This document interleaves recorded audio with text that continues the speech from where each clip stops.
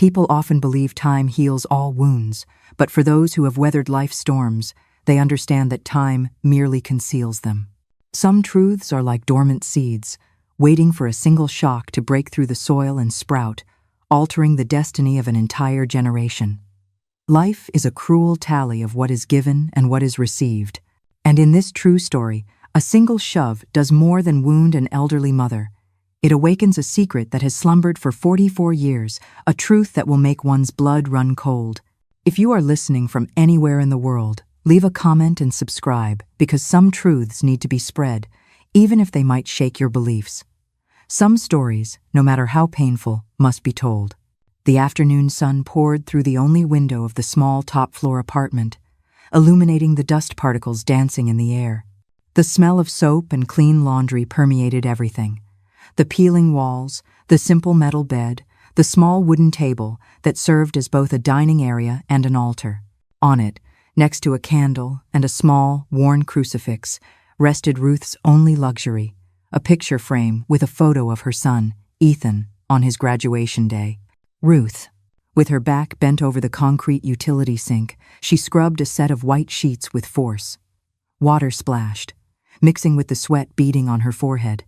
Every muscle in her arms protested, a dull, familiar ache that had been with her for 44 of her 73 years.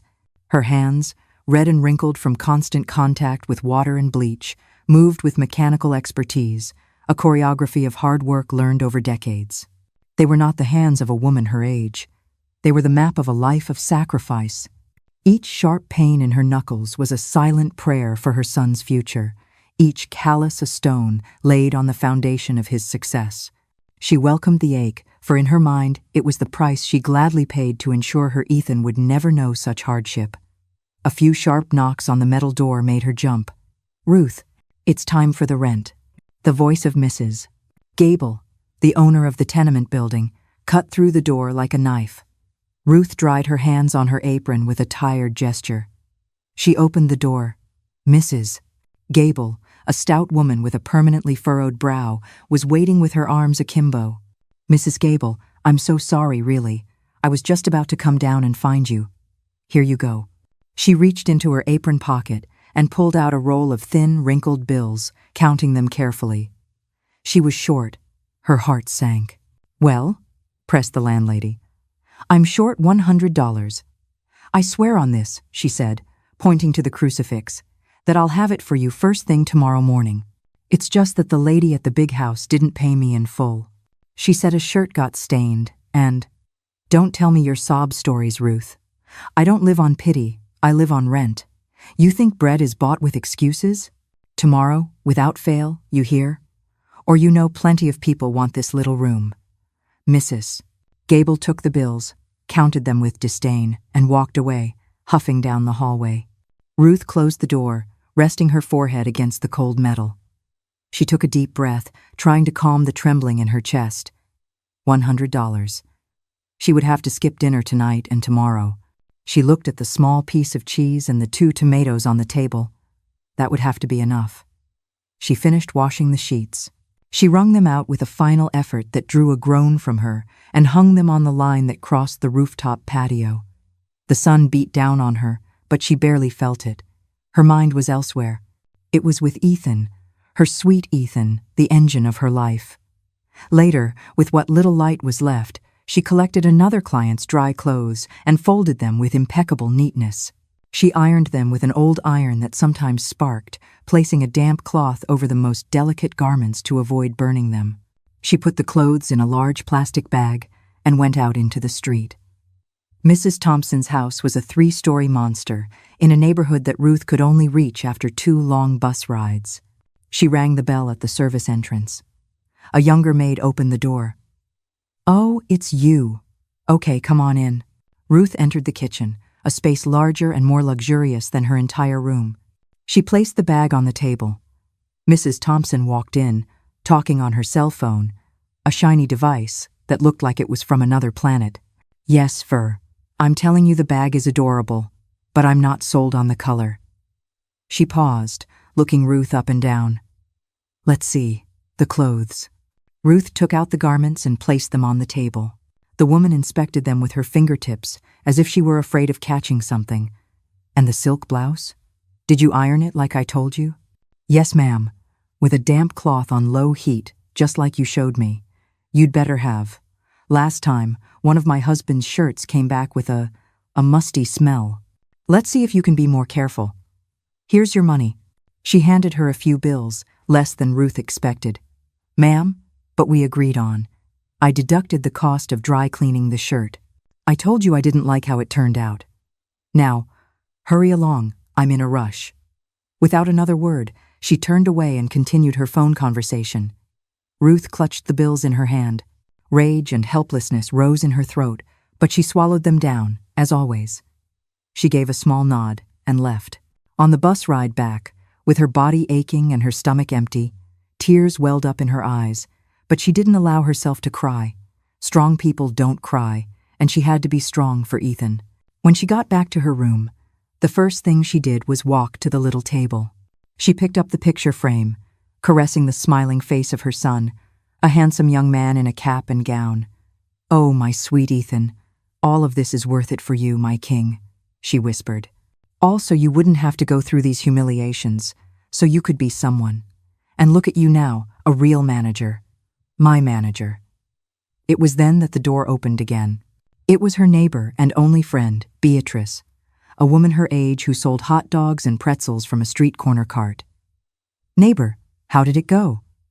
"I brought you a little bit of rice I had left over." "Beatrice, you shouldn't have. Come in, come in. It's no bother at all. You look down. That snobby boss of yours again? Oh, you know how she is, but it doesn't matter. I was just here looking at my boy. I'm so proud." Beatrice looked at the photo and then at Ruth with tenderness. "And with good reason, neighbor. You raised him all by yourself. But does he call you often? Does he help you out now that he can?" The question hung in the air. Ruth rushed to his defense. "Of course he does. He calls me whenever he can. He's a very busy man, Beatrice, with a lot of responsibilities, and he sends me my money every 2 weeks. He never fails me. He's a good son, the best of all." Beatrice nodded, though her eyes said she wasn't entirely convinced. She knew the calls were becoming more sporadic and that the little bit of money barely covered the rent. "Well, that's good, neighbor. I'm glad to hear it. I wish my son would learn a thing or two from yours. Well, I'll let you eat your dinner. Enjoy." When Beatrice left, Ruth sat down to eat the rice, the first decent food she'd had all day. It tasted like heaven. As she ate, she looked at the telephone, an old rotary model. Anxiety got the better of her. She stood up, dialed Ethan's number from memory, her fingers trembling with emotion. The phone rang once, twice, 3, 5 times. Finally, it went to voicemail. Her son's recorded voice, so clear and distant. "Hi, this is Ethan. I can't come to the phone right now. Please leave a message." The disappointment was like a blow, but she composed herself. She cleared her throat and spoke in her sweetest voice. "Hello, my love. It's me, your mom. I was just calling to see how you were doing, my king. I hope you're well, that you're not working too hard. I love you very much, sweetie. God bless you always. Call me when you can. Okay?" A little kiss. She hung up the phone and kept her hand on it for a moment, as if she could feel her son that way. She sighed. "He's busy," she told herself. "He'll probably call me tomorrow." She sat down and looked at the photo again. For that man, she was capable of enduring everything. Poverty, humiliation, exhaustion, all of it. She didn't know that the greatest and most painful test of her life was about to begin. Ethan and Scarlett's apartment was a study in modern anxiety. Minimalist designer furniture that looked uncomfortable. White walls adorned with abstract art they didn't understand, but which cost a fortune. And a terrace with a breathtaking view of the city they rarely used. It was all a facade. A stage set to convince the world, and themselves, that they had made it. Scarlett, in a tight silk dress, paced back and forth with the phone glued to her ear. "No, no, no, no. The wine has to be the Napa Valley Cabernet, the one I told you about." "What do you mean they don't have it?" "Find it. Do you know who's coming to this party?" "Mr. Thompson, the director." "This has to be perfect, Ethan." Perfect. Ethan, loosening his tie, watched her from the leather sofa. He felt a throbbing migraine behind his eyes. Scarlett, please calm down. It's just a party. We've already spent a fortune on the catering and the flowers. Does it really matter if the wine is from California or Argentina? Scarlett shot him a death glare. She hung up the phone with a sharp click. Just a party? Are you serious, Ethan? This is the party that will define your promotion. It's for important people to see you, to see us. They think you're a successful manager, not some deadbeat who can barely pay the rent on this place. We have to keep up appearances. Appearances are suffocating us. The credit card is maxed out. This month, I could barely send my mom her. Don't even mention her, Scarlett interrupted, her voice a hiss. Don't you dare mention that woman. That's another thing. You'd better have made it clear to her that she is not to show up here. Ethan ran a hand through his hair, frustrated. Why would you say that? She's my mother. She's an embarrassment, Ethan. That's what she is. She's a humble old woman who smells like bleach and poverty. Can you imagine her here, with her worn-out sweater and old sneakers, next to the director's wife, telling her stories about the tenement building? She would ruin us. We'd be the laughingstock of everyone. Each word was a lash. Ethan felt bile rise in his throat. A part of him, a very small and almost extinct part, wanted to scream at her, to defend the woman who had given him everything. But the other part, the one seduced by this world of luxury and appearances, knew that Scarlett was right. She's not coming. Relax, he said, his voice hollow. You'd better hope not. Because if that woman sets foot in this house on Saturday, I swear, Ethan, I'm leaving. And I'm not leaving alone. I'm leaving with half of everything. And I'll make sure everyone finds out where you come from. That they know the great manager is the son of a simple laundress. Scarlett's phone rang again. It was one of her friends, the wife of another manager. Vivi, darling, how are you? Of course we're waiting for you. Yes, everything is turning out divine, you'll see. Ethan went all out. You're going to love the catering. Kisses. She hung up with a triumphant smile. See? Everyone is coming. The Thompsons, the Garcies. This is our night. Don't let your mother ruin it. She walked toward the bedroom, sashaying, leaving Ethan alone in the living room. He poured himself a whiskey, his hands trembling slightly. He looked around. The luxurious apartment, the expensive furniture, it all felt fake, borrowed. He took out his cell phone and saw the missed call from his mother and the voicemail.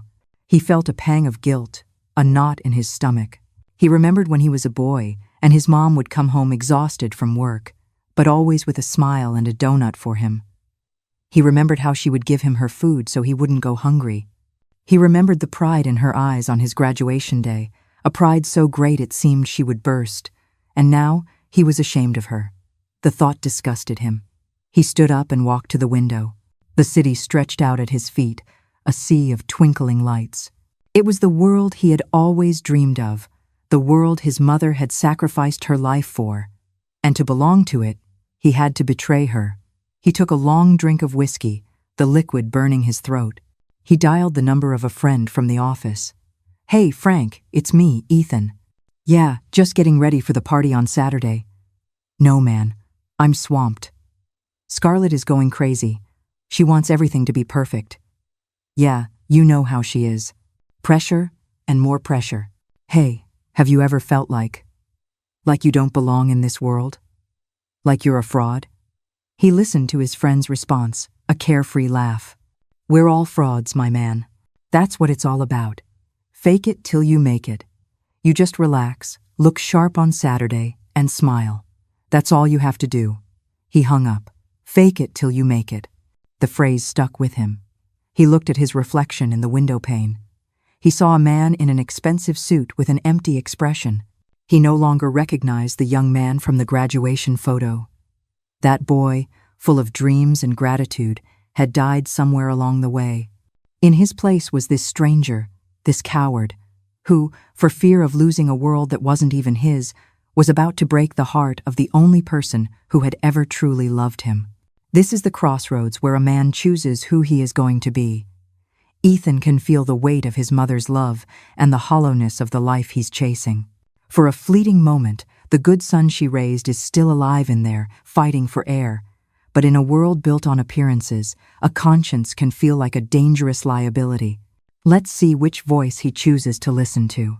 Scarlett returned to the living room, came up behind him, and hugged him. "Everything okay, my love?" she whispered in his ear. "You'll see, everything will be perfect. We'll be the king and queen of the night." Ethan didn't answer.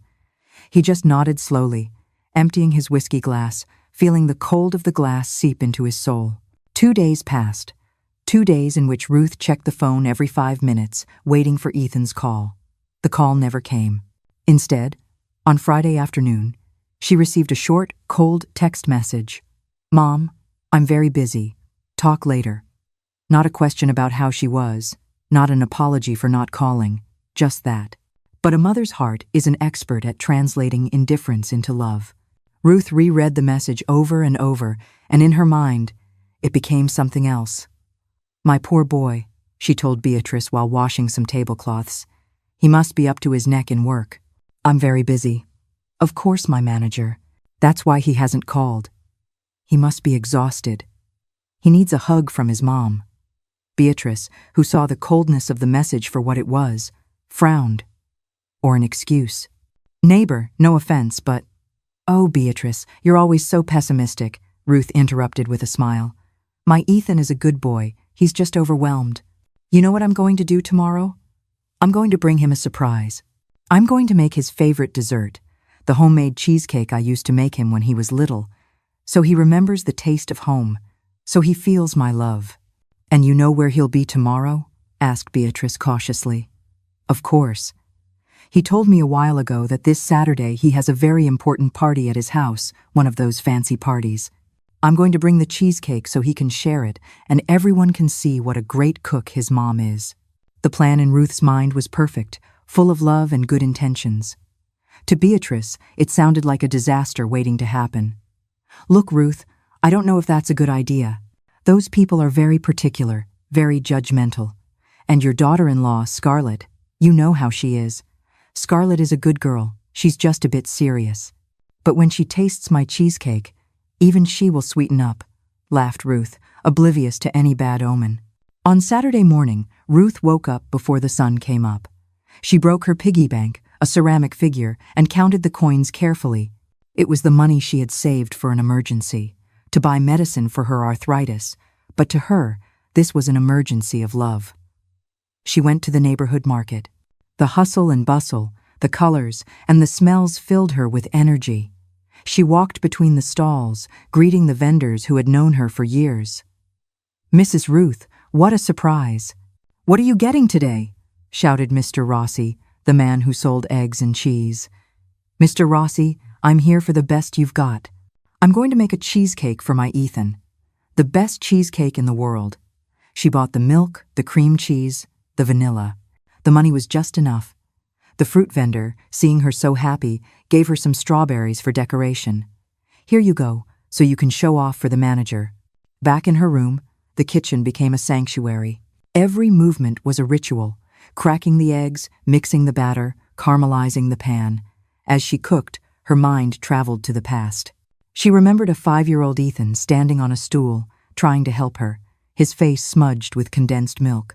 She remembered how his little eyes would light up every time she took the cheesecake out of the oven. The sweet aroma filled the small room, a scent of home, of unconditional love. When the cheesecake was ready and cooling, Ruth got herself ready. She opened her wardrobe, which consisted of a metal pipe with a few clothes hanging from it. She took out her Sunday dress. A simple floral dress, the colors a bit faded by time, but clean and perfectly ironed.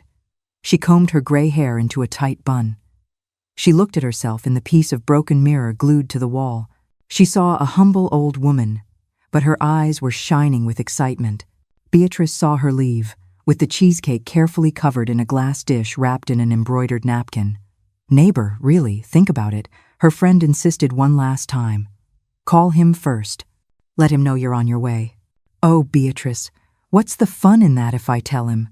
"It's a surprise," Ruth said radiantly. "Don't worry, everything will be fine." You'll see. Tonight I'll tell you how happy my son was." And with that certainty in her heart, Ruth began her journey. 2 buses and a long walk separated her from her son's building. She hugged the glass dish to her chest, protecting it from the jostling of the crowd. The cheesecake wasn't just a dessert. It was an offering, the materialization of all her love, a love so great and so pure that it made her blind. She couldn't see that she wasn't walking to a party, but into an ambush.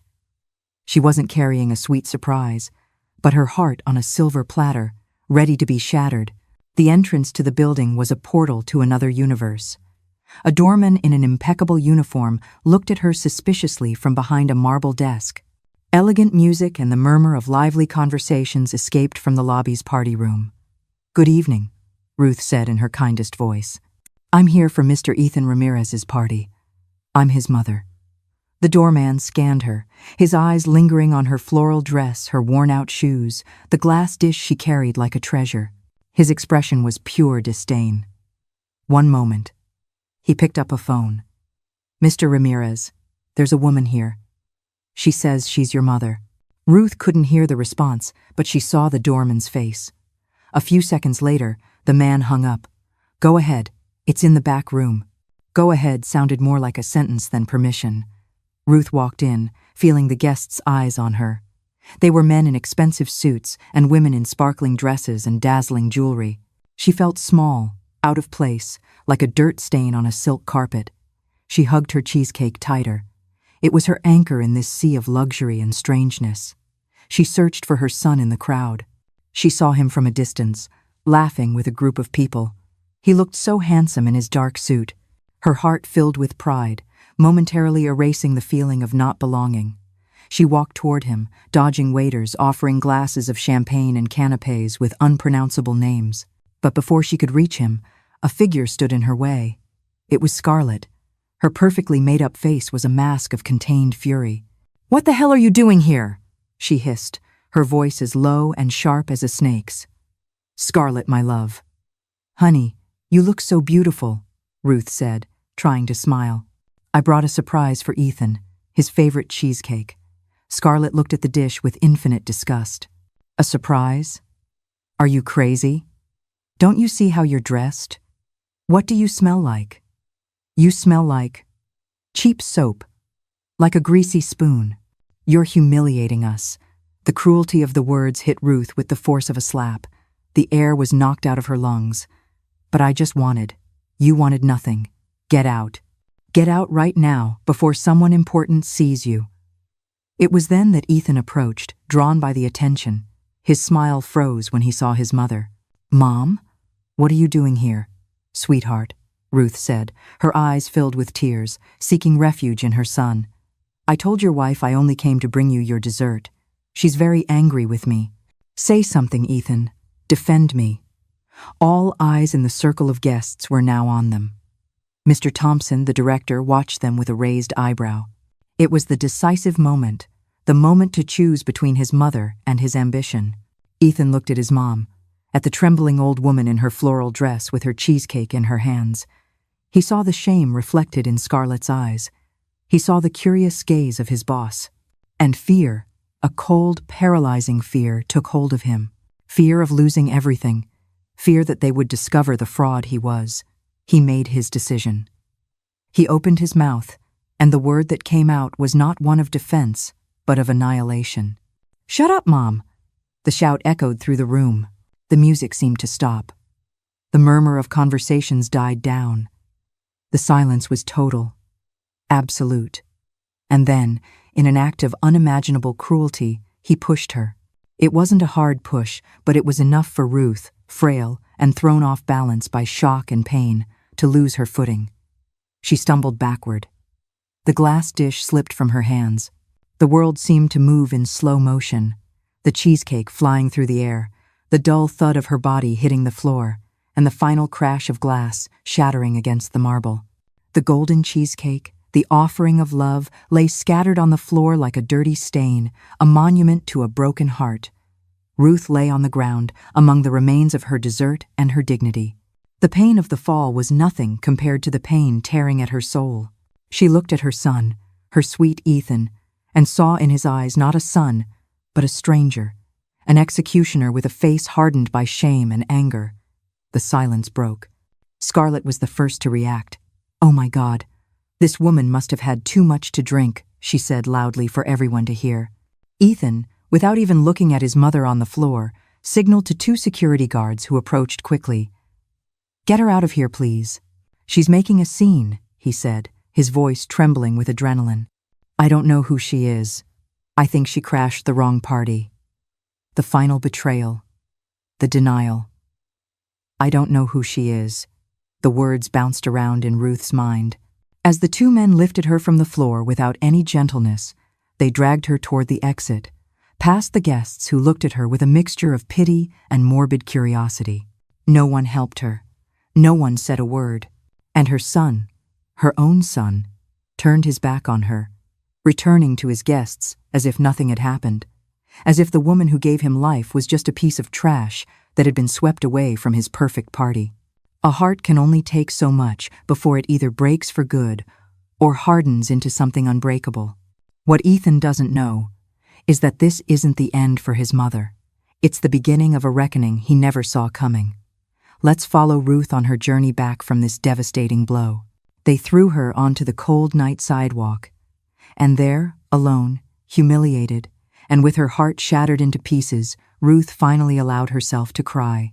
She cried for her lost son. She cried for her trampled love. And she cried for the naive woman who had believed that a cheesecake could buy the affection of a traitor. The journey back was a blur of city lights seen through a veil of tears. Ruth walked, dragging her feet, an automaton, numb to the night's chill that seeped through her thin dress. People she passed on the street glanced at her, the old woman in simple clothes, with a devastated face, and looked away uncomfortably. Every streetlight was a spotlight exposing her, every car horn a shout that made her jump. The weight she carried was not that of her tired body, but of a humiliation so deep it had broken her soul. When she finally reached the tenement building and climbed the stairs to her rooftop room, her legs were trembling so much she had to lean against the wall to keep from falling. She opened the door, and the smell of cheesecake, the ghost of her love, cooked for hours, hit her like a slap. The room, her humble refuge, now felt like a tomb. Everything reminded her of him. The chair where she used to sit him as a child, the wall where she measured his height, the smiling photo on the table. She collapsed onto the metal bed, and the old mattress groaned under her weight. She didn't take off her shoes. She didn't change her clothes. She curled into a ball, hugging herself, and the sobs she had held back on the street erupted without control. It was an animalistic cry, a guttural wail coming from the depths of her being. She cried for the shame, for the push, for the dessert scattered on the floor, but most of all, she cried for her son's last words, the ones that had annihilated her. "I don't know who she is." The sobs were so strong they shook her entire body. Across the courtyard, in the next room, Beatrice heard her. She dropped what she was doing and ran to Ruth's door. "Neighbor! Ruth! It's me! Beatrice! Open up, please!" There was no answer, only the sound of uninterrupted pain. Beatrice forced the door, which opened with a creak. The scene inside froze her. Ruth, curled in a ball, trembling, drowning in her own tears. "Oh, my sweet Lord." "Ruth." Beatrice knelt beside the bed, touching her shoulder. "My dear, please, stop. You're going to make yourself sick." "He left me, Beatrice. He left me," Ruth managed to say between sobs. "He threw me out on the street like a dog. That monster. And his witch of a wife just let it happen?" said Beatrice, rage lighting up her eyes. "And him, that ungrateful, wretched boy, after everything you did for him, to let them humiliate you like that. And him, that ungrateful, wretched boy, after everything you did for him, to let them humiliate you like that." Ruth, in a last pathetic attempt to protect her son's image, tried to defend him. He was nervous. There were a lot of important people. His boss was there. He didn't want to. "Don't defend him, Ruth. For the love of God, don't defend him," exclaimed Beatrice, shaking her gently. "A man who does that to his mother has no name. He has no forgiveness from God." Just then, the ringing of the old rotary phone filled the room. The sound was so unexpected and violent that both women jumped. They looked at each other. Ruth's eyes, for a moment, lit up with a spark of absurd hope. It's him, she thought. He's calling to apologize. She got out of bed as best she could, stumbling, and ran to the phone. Beatrice followed her, her heart in her throat. Don't answer it, neighbor. Don't answer that miserable. But Ruth had already picked up the receiver. She brought it to her ear with a trembling hand. Hello? Her voice was a broken whisper. Mom. Ethan's voice was cold, distant, without a hint of remorse. Ethan, my love, Ruth sobbed, relief flooding her. I knew you would call, my king. I was so scared. Listen to me carefully because I'm not going to repeat myself, he interrupted her sharply. What you did today is unforgivable. Ruth felt as if a bucket of ice water had been thrown on her. But son, you only nothing. You embarrassed me.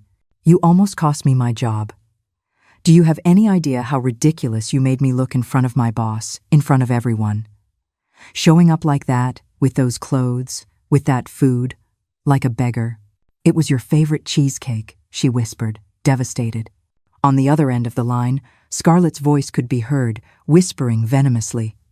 Tell her already, Ethan, or I will. Ethan cleared his throat, his voice hardening even more. This is over, Mom. I can't do this anymore. You can't look for me again. You can't call me again. You can't come to my house again. Do you understand? No, Ethan, don't say that to me, please. I'm your mother. That's exactly why. Because you're my mother, you should have known your place. My life is different now. I'm on another level. And you just don't fit in. But son, what about the rent money? The payment is due in 2 days. Mrs. Gable is going to kick me out if I don't pay her. There was a silence.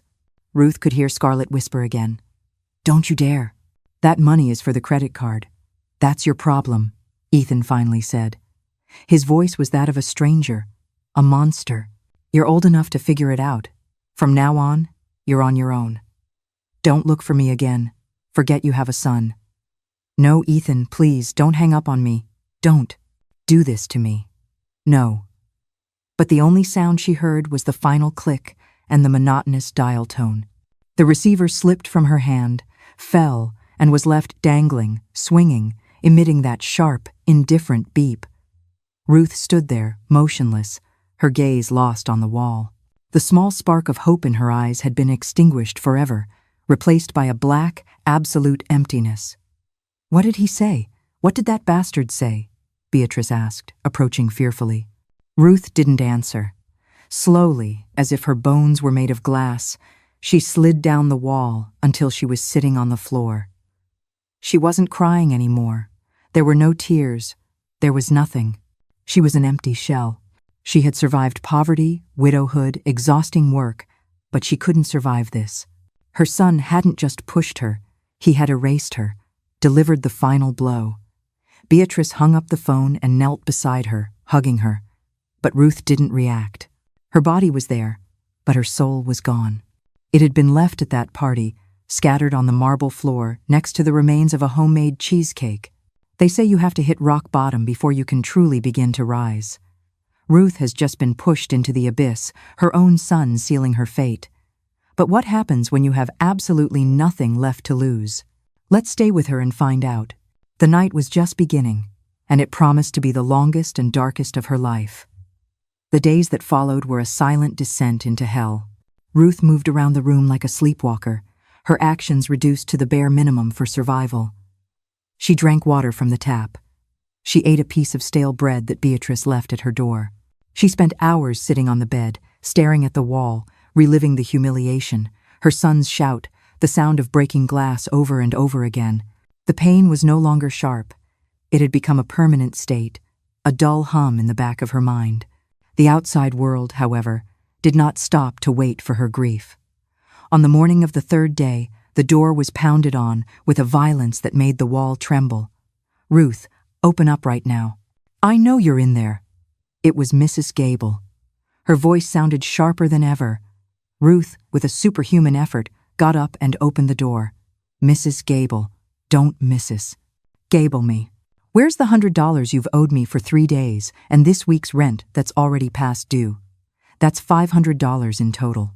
Either you pay me right now, or you get your junk out of here by this afternoon." "I don't have it," Ruth whispered, her voice hoarse from disuse. My son hasn't sent the money." Mrs. Gable let out a cruel laugh. "Your son? That little manager who lives with the stuck-up woman? Oh, don't make me laugh.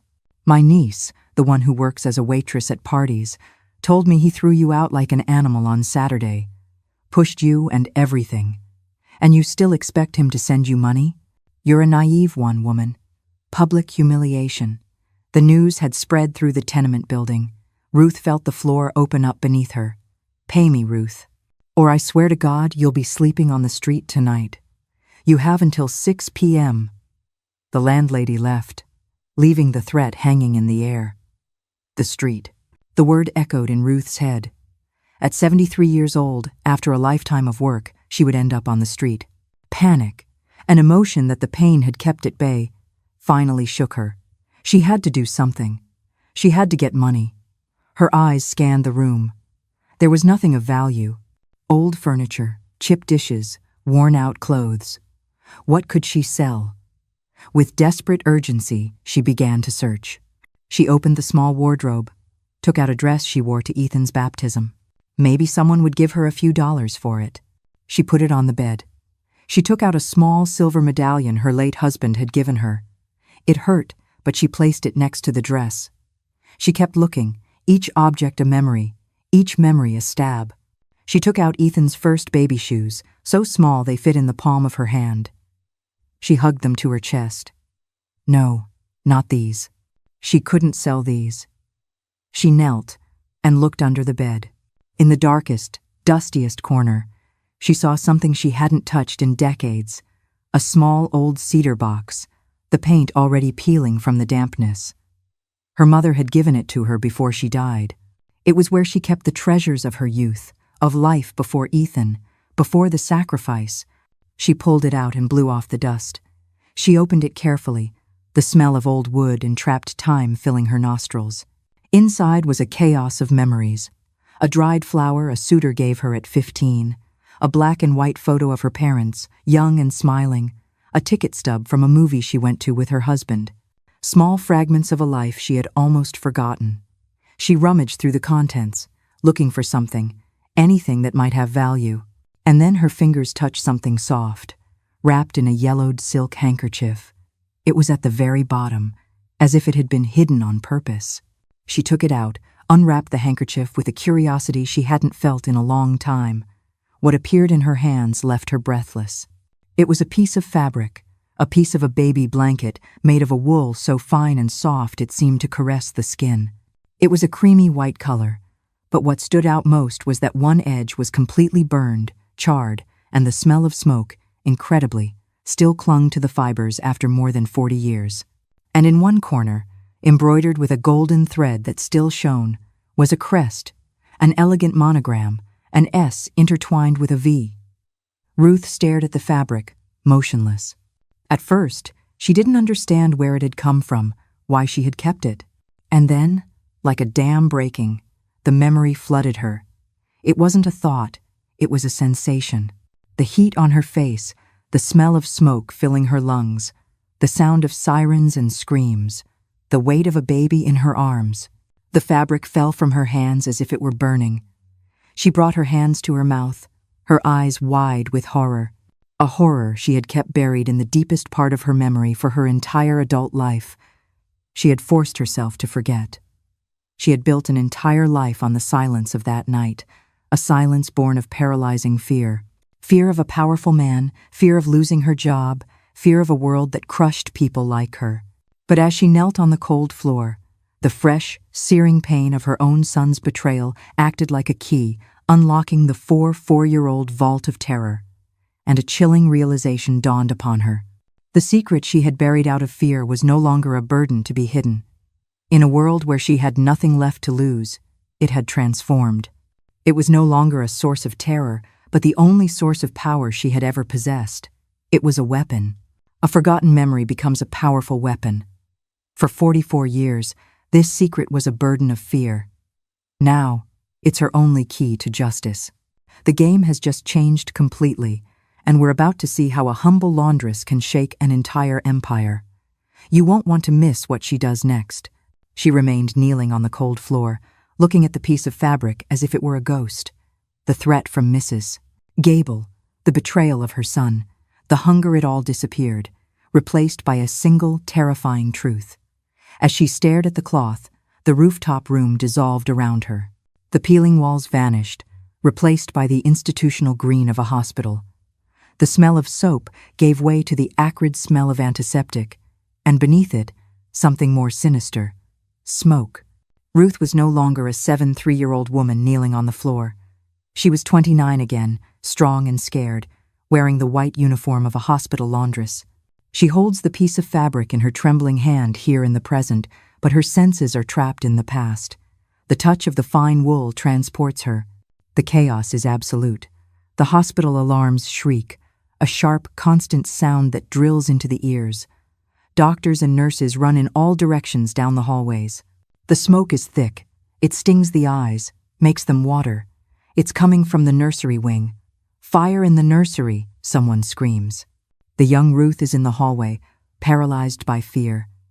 She had just collected the dirty sheets from the nursery when it all started. Now, through the smoke, she sees a nurse, a young girl like herself, coming out of the baby room. She's coughing, her face smudged with soot. She's carrying 2 babies, one in each arm. She's in a panic. "Help me!" she yells at Ruth. "Hold this one for me." Before she can react, the nurse places one of the babies in her arms and runs to attend to another who is crying in a nearby bassinet. Ruth stands there in the middle of the chaotic hallway, holding a newborn. The baby is wrapped in the most luxurious blanket she has ever seen. The white wool, the golden embroidery. She clutches him to her chest to protect him from the smoke. Across the hall, a woman in a silk robe, her face contorted with hysteria, screams like a madwoman. It's the wife of Mr. Edward Sterling, the richest man in the country. She had given birth that very morning. "My son. Where is my son? I want my heir. Get him out of here." Another nurse, older and calmer, intercepts her. "Calm down, Mrs. Sterling. Your son is fine. Here he is." The panicked nurse, the one who gave the baby to Ruth, comes running back.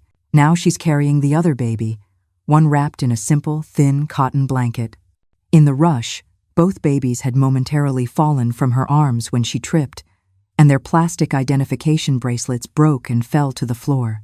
Now, with both bracelets in her hand and both babies crying, the nurse looks from one to the other, completely disoriented by panic.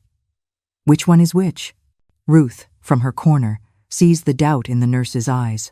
She sees the 2 identical bracelets, except for the last names, Sterling and Miller. She sees the 2 babies, both with dark hair, wrinkled, impossible for a stranger to tell apart. "Nurse, bring that child over here," orders the older nurse, pointing to the baby the young nurse is holding. The young nurse, trembling, makes a random decision. She puts the Sterling bracelet on the baby she's carrying, the one in the cheap cotton blanket, and hands him to her colleague, who in turn gives him to Mrs. Sterling. "Oh, my treasure, my heir," the rich woman shrieks, hugging the wrong baby without realizing it. At that moment, a ceiling beam consumed by the fire breaks loose and falls, blocking part of the hallway and separating the group. The baby Ruth is holding the real Sterling heir. The one in the expensive blanket begins to cry loudly. Part of his blanket, the part near the fire, has been burned. The young nurse sees Ruth. Their eyes meet. In the nurse's gaze, there is panic, but also a silent plea. "Don't say anything." In the confusion, no one has noticed the mistake. The other mother, Mrs. Gable, a humble woman who had complications during childbirth, is sedated on another floor. Her husband is a laborer who can't leave work. No one is waiting for her. The nurse approaches Ruth, snatches the real baby from her arms, puts the Miller bracelet on him, and rushes him away to another area, out of the Sterling's sight. The whole thing has taken less than a minute. The young Ruth stands there, her heart pounding. On the floor at her feet is a piece of the fine wool blanket, the one that tore and burned when the beam fell. Instinctively, without knowing why, she picks it up, clutches it in her fist. It is the only proof of the silent crime she has just witnessed. The memory fades, the smell of smoke dissipates, the screams die down. Ruth is back on the floor of her room, 73 years old, alone. She's breathless, as if she has just been running, as if she has been holding her breath for more than 40 years. She looks at the piece of fabric in her hand, the S and V embroidered on it. Sterling. The truth. The fear that paralyzed her that night, fear of a man as powerful as Mr. Sterling, fear of being fired, of being accused of lying, that fear had sealed her lips forever. She told herself it wasn't her problem, that the rich and the poor lived in different worlds. She kept the secret and the piece of fabric and went on with her life. But now, that fear felt different. Now, the fear of dying on the street, the pain of her own son's betrayal, was greater, much greater. The secret that had terrified her for her entire life no longer seemed like a burden. It seemed like a weapon, the only one she had. And for the first time, after a lifetime of bowing her head and accepting her fate, Ruth wondered what would happen if she dared to use it. Dawn filtered through the window, a gray, weak light that illuminated the disarray of the room. Ruth was still on the floor, in the same position, the piece of fabric in her hand. She hadn't slept. She had spent the entire night in a purgatory between the past and the present, the memory of the fire burning in her mind. But something had changed.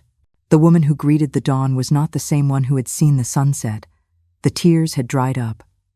The despair that had left her hollow had been filled with something new, something hard and sharp like broken glass.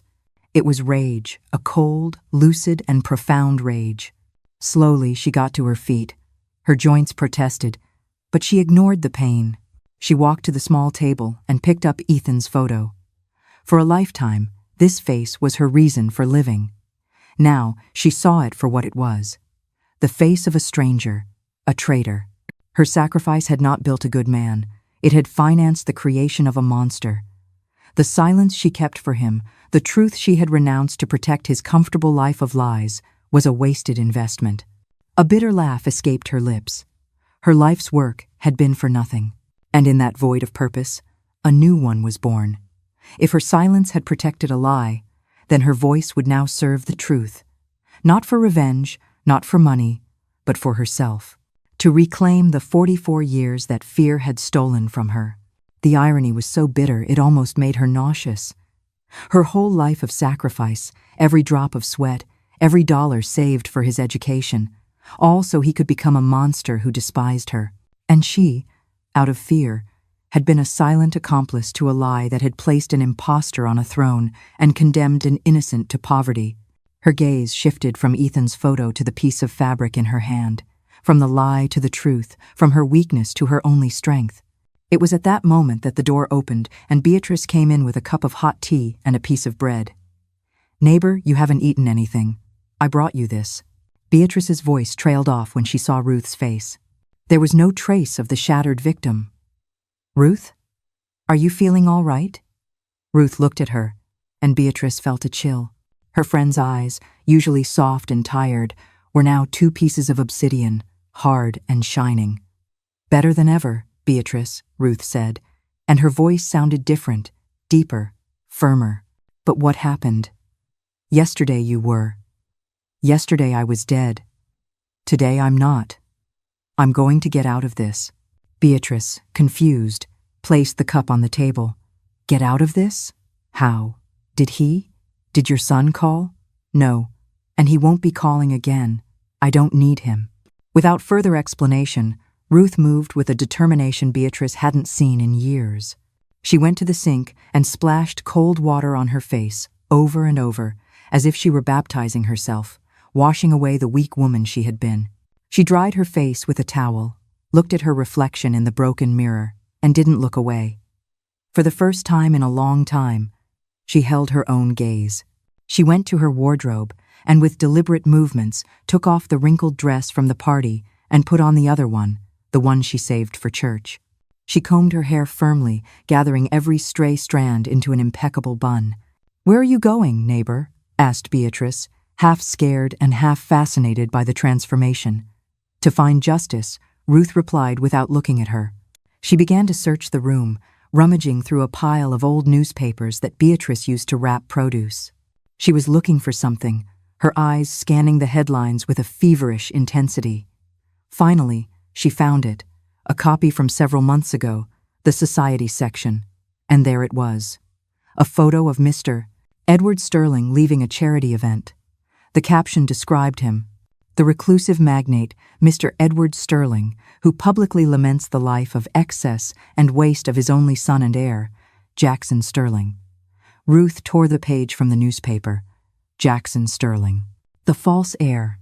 The poor boy who had been raised as a king and had become a good-for-nothing. She stared at the photo of Mr. Sterling, an older man with a stern face and sad eyes. The man from whom they had stolen his real son. The man who had the power to destroy her or to save her. She carefully folded the charred piece of fabric and put it in her dress pocket. Then she folded the newspaper clipping and put it in the other pocket. She put on her sturdiest shoes, the ones she used for long walks. She approached the small crucifix on her table. She didn't pray. She didn't ask for help. She simply looked at it intently and made a silent promise, a promise not of forgiveness, but of war. The fear is over, she whispered to herself. No more bowing my head. They took my son from me. They took my dignity. They want to take my roof. I have nothing left to lose. But they have an empire built on a lie. And I have the truth. And with that, I have enough. She walked out of the room without looking back. Beatrice watched her cross the rooftop patio, no longer as an old woman hunched over by the weight of life, but standing tall with a purpose.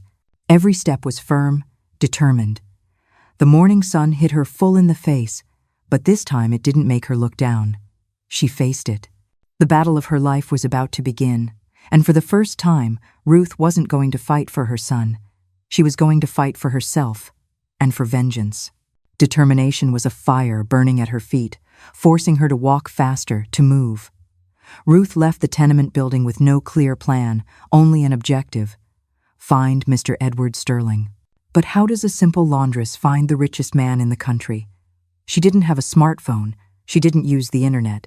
Her world was analog, one of human contact, newspapers, and radio. Her first instinct led her to the heart of the city, to a newsstand on the corner of Rittenhouse Square, a kiosk crammed with scandalous headlines and celebrity photos. The vendor, a mustachioed and grumpy man, looked at her with annoyance. "What'll it be, lady? If you're not buying, move aside. You're in the way. I'm looking for news about a man, an important man. His name is Edward Sterling," Ruth said, her voice firm despite the intimidation. "Mr. Sterling? Ha! Well, buy the financial paper or a gossip magazine. He or his good-for-nothing son are always in there. But they cost money, you know. They're not free." Ruth took the few coins she had left from her pocket.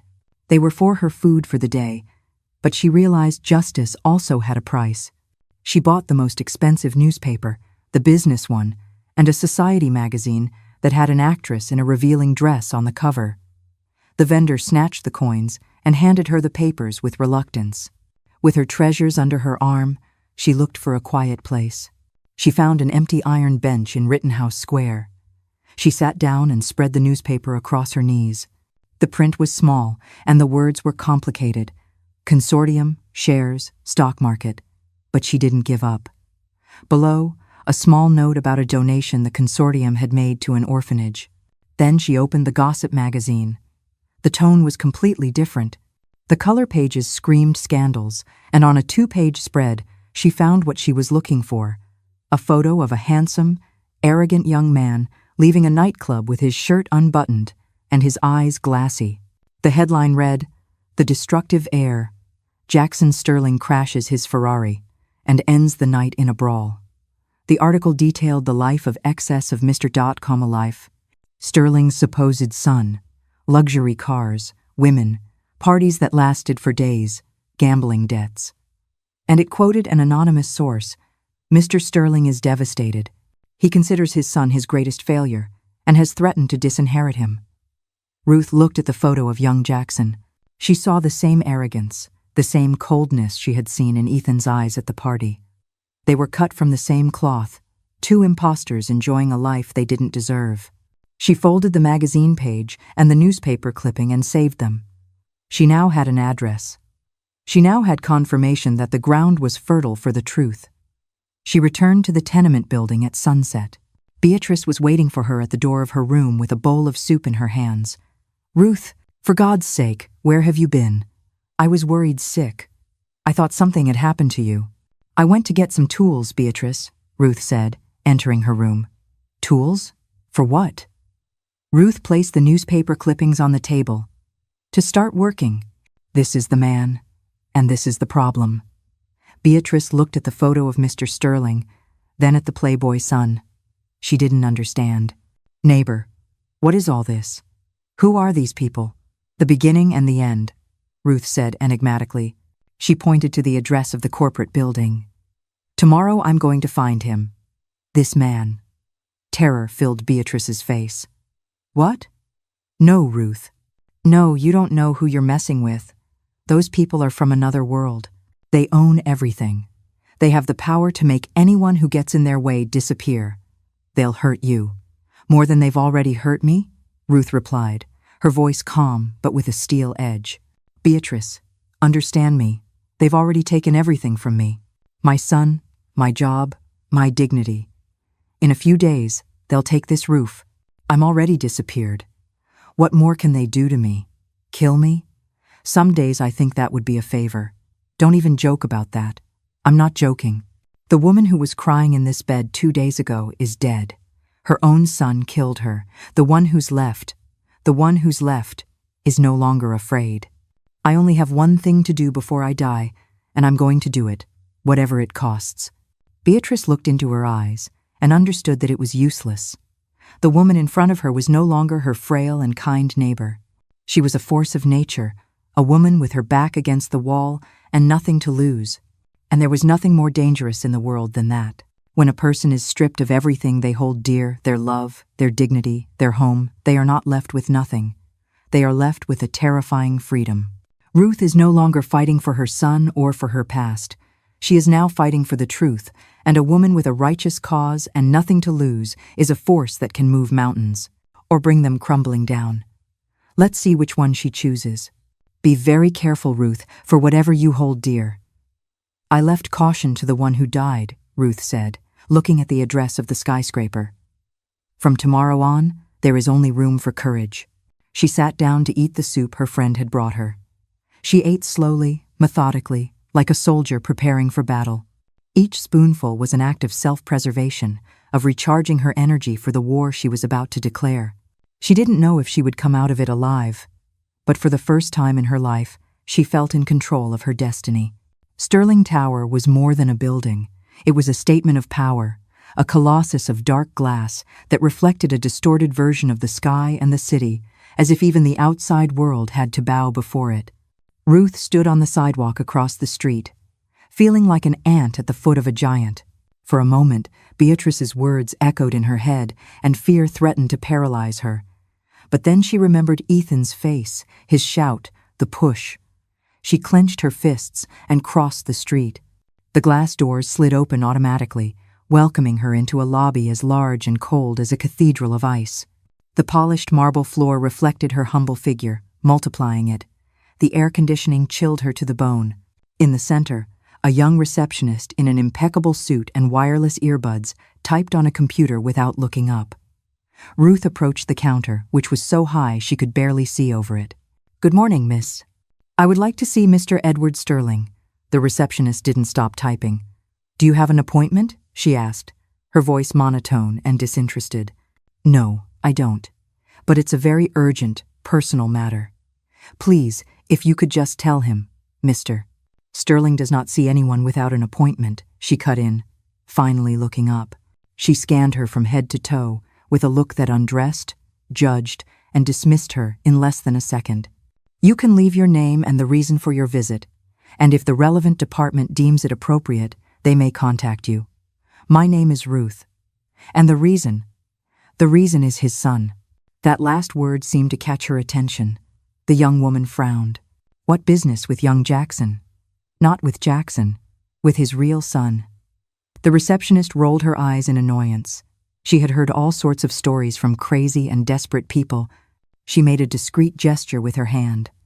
Out of nowhere, a security guard, a burly man with an earpiece, appeared beside Ruth. "Ma'am, please, come with me," he said, his voice polite but firm. "But I'm not finished," Ruth protested. "You're finished here. This way, please." The guard took her gently by the arm and guided her toward the exit. It wasn't violent, but the firmness of his grip was a silent humiliation. He left her on the sidewalk, outside the glass doors. "Don't come back without an appointment, please." The doors closed, leaving her back in the real world. Failure number 1.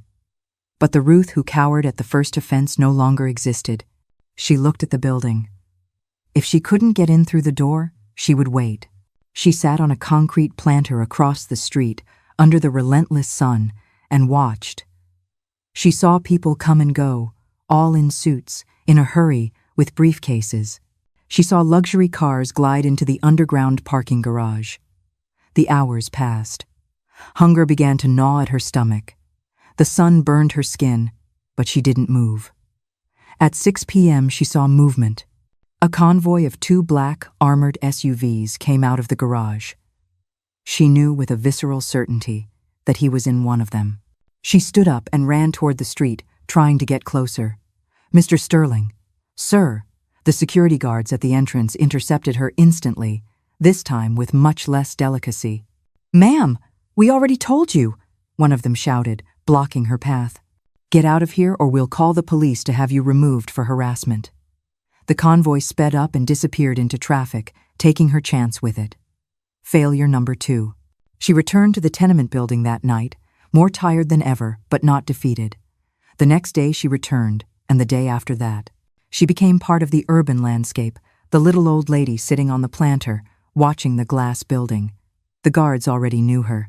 Sometimes they gave her looks of pity, sometimes of annoyance. Her money ran out completely. She survived on the food Beatrice saved for her and her own stubbornness. She started talking to the newspaper vendor on the corner, an older man named Walter, who had seen everything on that street. "Here again. Are we, ma'am?" Walter said to her on the 4th day. "Who are you waiting for with such faith?" "The owner of that building," Ruth replied. Walter let out a laugh. "Mr. Sterling? Pfft, you'll be waiting a long time. That man is harder to see than the Pope. He doesn't use the front door, and when he does, he's surrounded by more bodyguards than a president. There has to be a way," Ruth insisted. "Someone must be able to talk to him." Walter scratched his chin. "Well, they say his personal assistant, a guy named Martin, is his shadow, a serious, elegant fellow. They say he's the only one who speaks to him directly. If you can convince him, you might have a chance. But you've got a better chance of a winning lottery ticket appearing in your hand, a new strategy, a new target, Martin." The next day, Ruth wasn't looking for the convoy. She was looking for a serious, elegant man. She saw him arrive in the morning. He got out of a sedan and walked with a quick, determined stride toward the entrance. Ruth gathered her courage and intercepted him. "Excuse me, are you Mr. Martin?" The man, in his 40 seconds, stopped and looked at her in surprise. His eyes were cold and analytical. "Yes, who's asking?" "My name is Ruth. I need to speak with Mr. Sterling. It's a matter of life and death. I'm begging you." Martin studied her for a moment. He saw the desperation in her eyes, but also a strange dignity. She didn't seem like the typical crazy person who came asking for money. "Ma'am, I receive 20 requests like yours every day. What is the nature of your business?" It's about his family. About his son." Martin's face hardened. "Mr. Sterling does not discuss family matters with strangers. I'm very sorry." He made a move to leave. Ruth, in an act of desperation, grabbed his arm. "Please, you have to listen to me. A terrible injustice was committed many years ago. I am the only one who knows the truth." Martin pulled away with a sharp but controlled movement. His voice, previously cold, now had a warning edge. "Many people believe they know the truth, ma'am. I recommend you go home.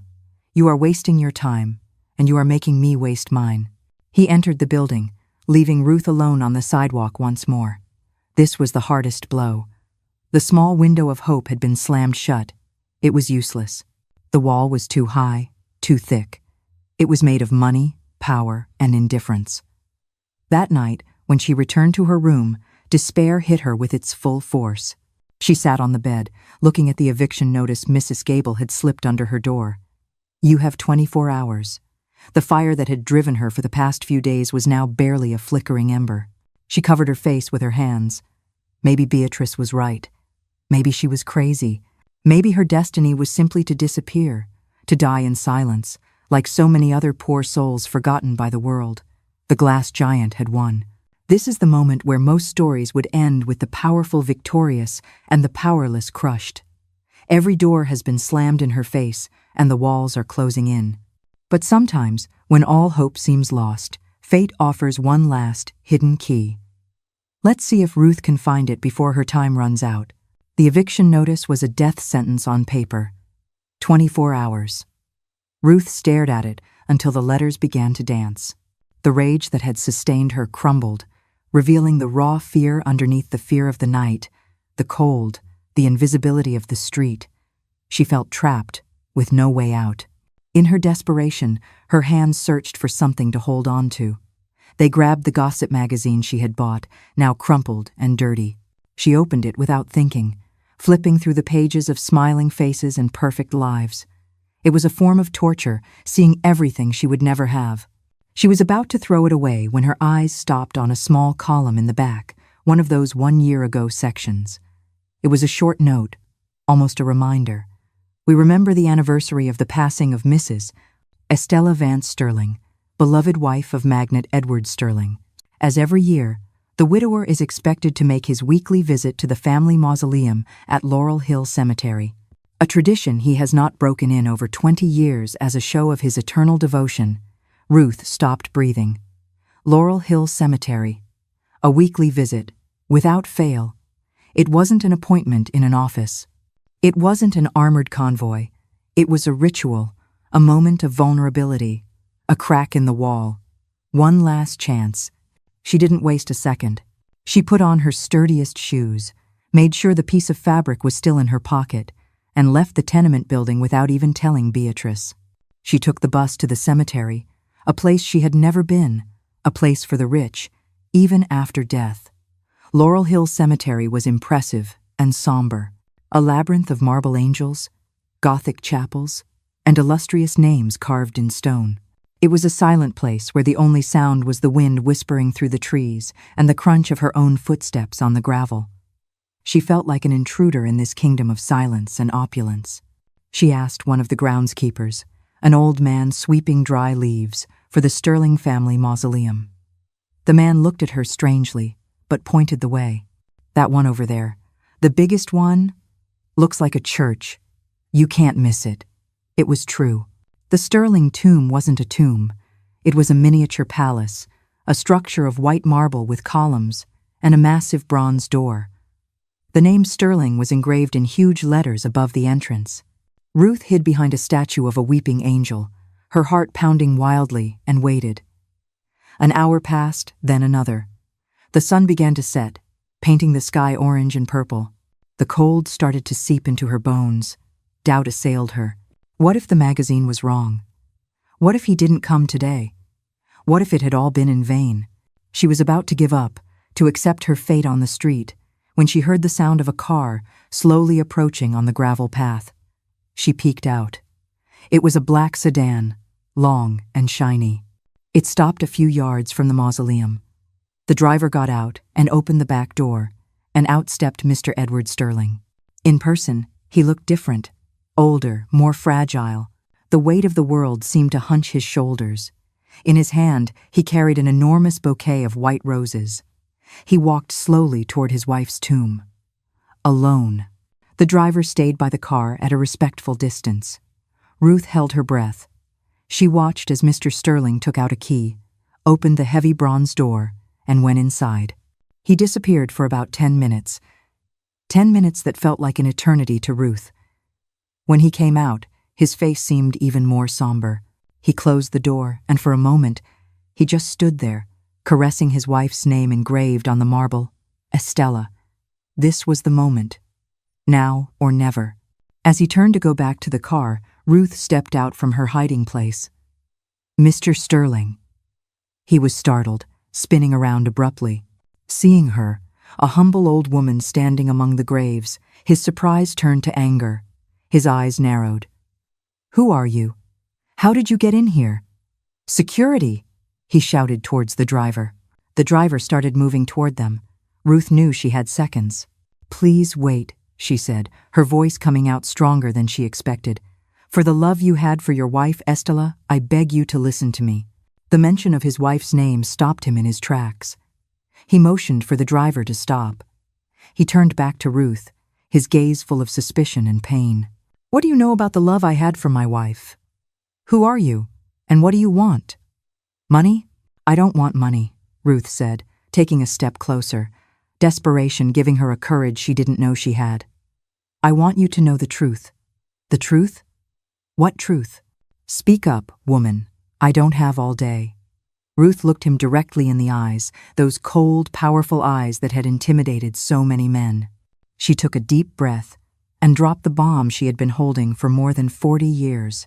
"I know the truth about your son." The sentence hung in the silent cemetery air, between the tombs and the stone angels. Mr. Sterling's face, which had been a mask of impatience and arrogance, transformed. The blood seemed to drain from his face, leaving him as pale as the marble that surrounded him. For an instant, the most powerful man in the country looked as fragile as any old man who had just received the worst news of his life. The silence that followed Ruth's words was heavy, dense, charged with disbelief, and a fury that was beginning to boil beneath the surface. Mr. Sterling scrutinized her, his eyes like two pieces of ice, searching for any sign of deceit, of madness. "What nonsense are you talking about?" His voice was a low, dangerous growl. "Do you know who you're talking to? Thousands of opportunists like you have come to me with stories and lies over the years. Do you think I'm an idiot?" He motioned for his driver to approach. "Paul, get this woman out of here and call the police. I want her arrested for trespassing and attempted extortion." "I'm not lying," Ruth exclaimed, holding her ground as the driver approached. "I don't want a single cent of your money. I just want you to know that you have been living a lie your entire life." "Enough!" roared Mr. Sterling, his face reddening with rage. "What could a woman like you, a nobody, know about my life, about my son?" "I was there," Ruth said, and the simplicity of her statement stopped everything again. "I was in the hospital the night your wife gave birth, the night of the fire." The driver stopped, looking at his boss, waiting for an order. Mr. Sterling said nothing. His jaw was clenched so tightly that a muscle jumped in his cheek. "Speak," he finally commanded. The word was curt, a mandate. Ruth, with her heart hammering in her chest, began to tell the story. She didn't embellish anything. She didn't add drama, just the facts, as raw and clear as she remembered them. "I worked in the laundry at the hospital. That night, there was a fire in the nursery wing. There was smoke, screams, chaos. A young nurse, scared to death, came running out with 2 babies. One was yours, the other, a humble woman's, a Mrs. Gable. In the confusion, the nurse dropped them, and the identification bracelets broke. When she had to decide which was which to give to Mrs. Sterling, she guessed, and she guessed wrong." Mr. Sterling listened, motionless, like a statue. His face was an impenetrable mask. "The baby they gave your wife, the one you raised as Jackson Sterling, was the miller's son. Your real son and Mrs. Estella's. They put the other bracelet on him and gave him to the poor family." She finished speaking. The silence fell again, heavier than before. Mr. Sterling let out a laugh, but it was not a laugh of joy. It was a horrible, dry sound, full of contempt. A very moving story, worthy of a soap opera. A nurse, a fire, switched babies. And I'm supposed to believe you? Why? Where is your proof? Or is it just your word, the word of a laundress against 40 years of my life? This was the key moment, the final thrust. Ruth knew that if she failed now, she would lose everything. The nurse was scared and never spoke. The Millers died in a car accident a few years later. The boy, your real son, was orphaned. I was scared too, scared of you, of your power. I kept silent all these years. It has weighed on my conscience every day of my life. Conscience, Mr. Sterling spat. Conscience is not proof. I want proof. Slowly, with the solemnity of someone presenting a sacred relic, Ruth reached into her dress pocket. I don't have just my word, sir. She took out the piece of fabric. It was wrinkled, stained by time, but the fine wool still retained a strange dignity. She unfolded it carefully, revealing the burnt edge, and in the corner, the golden monogram. In the fire, when a beam fell, a piece of the blanket your real son was wrapped in was torn. I picked up this piece, and I have kept it for more than 40 years. She held the fabric in the palm of her hand, offering it to him. Mr. Sterling looked at the piece of fabric as if it were a snake. At first, his expression was pure disdain, a dirty old rag. But then the evening light reflected off the golden thread of the embroidery. His eyes fixed on the letters. The S for Sterling, intertwined with the V for Vance, Estella's maiden name. The air seemed to escape from his lungs. He took a step forward, his hand trembling, and took the fabric from Ruth's hand. His fingers, accustomed to signing multi-million-dollar checks, now felt with a strange reverence the soft wool, the rough, burnt edge, the initials he himself had helped design. He remembered Estella months before the birth, proudly showing him sketches of the embroidery. He remembered the artisan they brought from Europe to hand-weave the only 3 blankets that were made. One they had at home, another had been lost, and the third was at the hospital. That night, he looked up, and the arrogance, the fury, the disbelief, it had all vanished from his face. What remained was an old, pale, terrified man. He looked into the eyes of this impossible woman who had emerged from among the graves to demolish his world. And in her eyes, he did not see the greed of an extortionist. He saw a terrible, unshakable certainty. Doubt was no longer a seed. It was a poisonous tree that had just taken root in his heart. He clenched the fabric in his fist so tightly his knuckles turned white. His universe, which had been as solid as stone, now had the consistency of sand, and it was slipping through his fingers.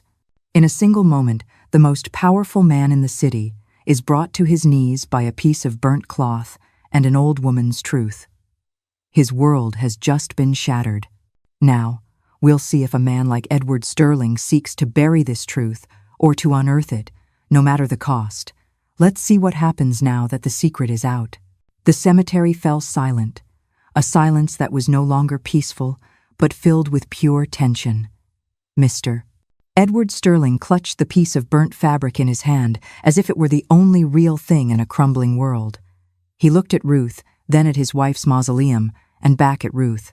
The engine of his empire, his cold and calculating mind, worked at a dizzying speed, processing the most illogical and devastating information he had ever received. "Paul," he said, his voice strangely calm, almost a whisper, "take the lady to the SUV. Wait for me there. Don't let anyone touch her. Don't let anyone speak to her." The driver, confused, nodded. "Ma'am, please, this way." Ruth, without a word, followed the man. She knew she was no longer an intruder, but a key piece in a game that had just begun. As she walked, she heard Mr. Sterling speaking on the phone. His voice was now a whip of authority. "Martin, cancel everything on my schedule for the rest of the week." "No, I don't care. I want you to hire the best team of private investigators in the country." "No, not the companies. Outside people, discreet and effective. I want them to find the birth records from Pennsylvania General Hospital from 44 years ago. A family, last name Miller, had a son on the same night Jackson was born. I want to know who they were, where they lived, and most importantly, what happened to that boy. I don't want excuses, I don't want delays. I want answers, and I want them yesterday." When Ruth got into the SUV, a vehicle more luxurious than any house she had ever been in, she found herself in a limbo of leather and silence. Mr. Sterling got in seconds later. He didn't look at her, just said to the driver, "To the hotel." The journey was surreal. They passed through the familiar city streets, but Ruth saw them through the tinted glass as if it were a foreign landscape. They didn't take her to her tenement building. They put her in a suite at a 5-star hotel, a place with carpets so thick her feet sank into them, and a bed bigger than her entire room. A discreet but imposing guard was posted at the door in the hallway. She wasn't a guest. She was a luxury prisoner, the bearer of a truth so valuable they couldn't risk her disappearing. The next 2 days were a torture of waiting. They brought her exquisite food she barely touched. She looked out the window at the city below, feeling more alone and isolated than ever. She didn't have Beatrice. She didn't have her laundry sink. She had nothing but uncertainty. Would they believe her? Or would it all end with her locked in an asylum? Or worse? Meanwhile, in a makeshift office, Martin's team of investigators worked tirelessly. They hit their first wall. The hospital's archives from that era were a mess of yellowed papers and moth-eaten ledgers. The fire hadn't just caused chaos that night. It had destroyed part of the records. "It's difficult, sir," the lead investigator reported to Mr. Sterling by phone. "Many documents were lost. We found the birth certificate for your son, Jackson Sterling, but the one for the Millers is missing." "Don't tell me it's missing, mister," Sterling bellowed from his study, where he hadn't slept in 2 days. "I'm paying you to find it, not to tell me it's difficult. Check the city records, the church archives, under rocks if you have to." The tension in the Sterling mansion was palpable. Mr. Sterling had locked himself in his study, drinking whiskey and staring at a portrait of his wife, Estella. Martin came and went, managing the crisis with unflappable efficiency. It was in the midst of this tension that Jackson, the false heir, arrived at the mansion.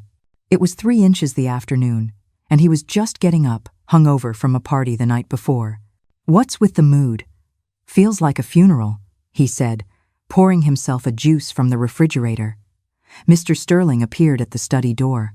His eyes were bloodshot, his face gaunt from lack of sleep.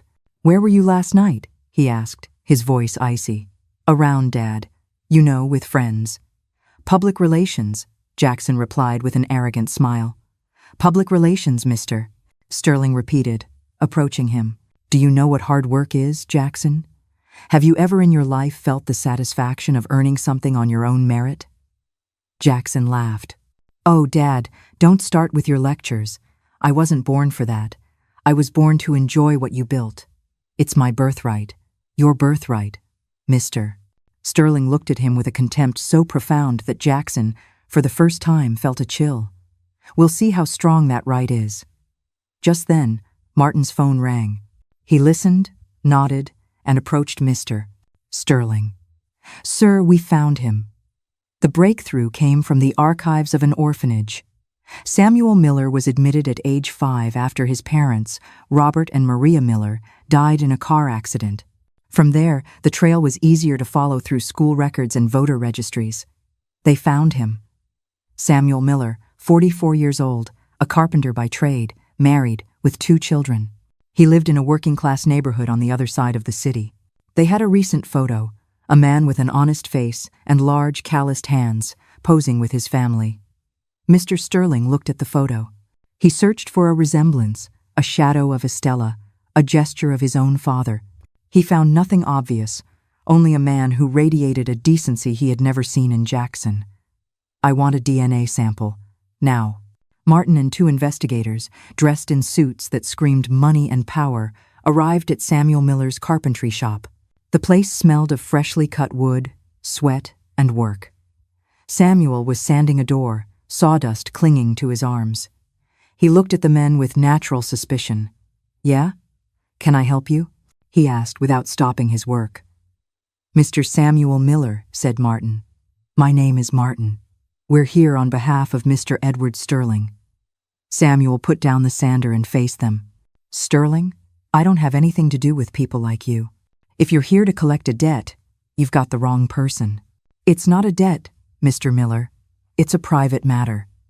We'd like to ask you a few questions and, if possible, take a saliva sample. It's for a genetic compatibility study." Samuel let out a laugh. "A study of what? Are you crazy? Get out of my shop if you don't want me to chase you out with a broom." The refusal was reported to Mr. Sterling, whose frustration reached its limit. He decided there was no more time for subtleties. "Get the car ready, Martin, and bring the woman from the hotel." We're all going over there." The arrival of the luxury convoy in the working-class neighborhood was a spectacle. Neighbors came out of their houses to watch. Mr. Sterling, Martin, and Ruth got out of the vehicles. Samuel Miller came out of his workshop with a hammer in his hand, ready to defend his territory. "I told you to leave." "Mr. Miller," said Mr. Sterling, his voice resonating with an authority that allowed no argument, "we haven't come to bother you. We've come because there is a possibility, a remote possibility, that you and I are family." Samuel looked at him as if he were crazy. It was then that Ruth stepped forward. "Young man," she said, her voice soft but full of weight, "I know this is very strange, but what this man says might be true. I was there the night you were born." Samuel looked at the old woman, at her face full of anguish and sincerity, and his defensive posture faltered for a moment. He saw the pain in her eyes. Mr. Sterling, sensing the doubt, made his final move. It wasn't an order, but a plea the first he had made in decades. "Please, just one test. If I'm wrong, I'll give you anything you ask for and disappear from your life forever. But if I'm right, we have both lost 44 years. I just want to know the truth." Samuel looked at Mr. Sterling, then at Ruth, and finally at his small workshop, at his simple, honest life. With a sigh that seemed to carry the weight of the world, he nodded. The test was conducted at a private clinic that same afternoon. A doctor took samples from a tense Mr. Sterling, an overwhelmed Samuel, and a Jackson who had been forced to come and was watching everything with a mixture of mockery and nervousness. The wait was agony. Mr. Sterling locked himself in his study again. Samuel returned home and tried to explain the day's madness to his wife, who listened in disbelief. Ruth was taken back to her golden cage at the hotel, where she knelt to pray for the first time in days. The next morning, the doctor arrived at the Sterling mansion with a sealed envelope. Martin showed him into the study. Mr. Sterling was standing by the window, his back to them. "Well?" he asked without turning. "Here are the results, sir." Martin took the envelope and handed it to Mr. Sterling. The magnate's hands, which never trembled when signing a multi-million-dollar contract, were now unable to stay still. He tore open the envelope, took out the paper. His eyes scanned the lines of technical text until they reached the conclusion. Probability of paternity between Edward Sterling and Samuel Miller, 99.999%. Probability of paternity between Edward Sterling and Jackson Sterling, 0%. The paper slipped from his fingers and floated to the floor. Mr. Sterling stood motionless, looking out the window but seeing nothing. The sun was shining, the city was bustling, but his world had stopped. It was true. All of it was true. The laundress, the fire, the lie. His entire life, his legacy, his name, it was all a sham. He looked up, and in the reflection of the glass, he didn't see the powerful businessman, but an old man who had been robbed of the only thing that mattered. A single tear, the first in decades, rolled down his cheek. There it is. The cold, hard proof that changes everything and everyone's fate. Now that the truth is undeniable, justice must be served, and the consequences will be swift and brutal. Stay with us to see how this revelation brings ruin to some, and a new beginning to others. The silence in the study was so profound, you could hear the hum of the air conditioning. Mr. Sterling didn't move for what seemed like an eternity. Martin, his loyal assistant, picked up the paper from the floor and read it, his professional face finally showing a crack of astonishment. Finally, Mr. Sterling moved. He poured himself a glass of water, his hands still unsteady. He took a long drink and then turned around. His face was no longer that of a devastated man, but of a judge about to deliver a sentence. The grief had transformed into an icy fury. "Martin, bring Jackson now." Jackson was summoned to the study. He walked in with his usual air of indifference, chewing gum. "What do you want now, Dad?" "I was busy." "Close the door," Mr. Sterling ordered. His voice was so sharp that Jackson, for the first time, felt a pang of fear. He obeyed. "Come here." Jackson stood in front of the desk. Mr. Sterling threw the DNA test results onto the polished wood. "Read that." Jackson picked it up with curiosity, which quickly turned to disbelief and panic. His eyes darted from the 0% to his father's face. What? What is this joke? This is fake. It's a trick by that crazy old woman. That crazy old woman, Mr. Sterling said, slowly rising from his chair, is the only person who has told the truth in this house in 44 years. You are a fraud. Each word was a blow. Jackson backed away. No, I'm your son. I'm a Sterling. You are nothing, roared Mr. Sterling, slamming his fist on the desk. The sound made Jackson jump. You are the son of some poor schmucks who had the bad luck to be in the same hospital as me. You have lived my life, you have spent my money, and you have stained my name without having any right to it. But I didn't know. You raised me. I am what you made of me, Jackson screamed in desperation. I tried to make a man out of you, but blood will tell, and yours is that of a mediocre. Mr. Sterling pressed a button on his intercom. Security to my study. 2 guards entered. Get this man out of my house. Don't let him take anything but the clothes on his back. His clothes, his cars, his credit cards, everything is canceled. As of this moment, he is forbidden from entering any Sterling family property. If he comes near, call the police. No, Dad, please, you can't do this to me, Jackson begged, panic turning to terror. He knelt. Where will I go? What will I do? Mr. Sterling looked at him kneeling and felt not a shred of pity. For the first time in your life, that is your problem, not mine. Out. The guards lifted him and dragged him out of the study as he screamed, cursed, and pleaded. The doors closed, and with them, the life of Jackson Sterling came to an end. Hours later, Mr. Sterling drove his own car, without a driver, to Samuel Miller's carpentry shop. Samuel was closing up the shop when he saw the luxury car arrive. His heart skipped a beat. Mr. Sterling got out. He didn't look like a magnate, just an old man with the weight of the world on his shoulders. The test, Samuel began, his voice hoarse. It was positive, Mr. Sterling replied. You are my son. The silence between them was awkward, filled with everything that hadn't been said in 44 years. My wife, Estella, would have been so happy to meet you, Mr. Sterling said, his voice breaking. She always wanted a son who had her hands, who built things, like her father, who was also a carpenter. Samuel looked at his own hands, large, calloused, stained with varnish, a worker's hands. I don't know what to say. My life is here. My wife, my children. I'm not going to ask you to change your life overnight, Mr. Sterling said. I'm only asking for time. Time to get to know you, to recover some of what was stolen from us. There was no movie-like hug, no soap opera tears. Just 2 men, a father and a son, separated by an abyss of time and class, taking the first, clumsy step to build a bridge. The next day, Martin went to the hotel to get Ruth. Mrs. Ruth. Mr. Sterling requests your presence at the residence. This time, when Ruth entered the mansion, it was not as a prisoner or a piece of evidence. The doors opened for her. The staff greeted her with a respectful nod. She was guided to the same study where Jackson had been sentenced. Mr. Sterling was standing by the fireplace. Beside him was Samuel. Ruth stopped at the door, moved by the image. Come in, Ruth, please, Mr. Sterling said. His voice was warm, grateful. I want you to meet my son, Samuel. Samuel, this is Mrs. Ruth, the woman to whom we owe everything.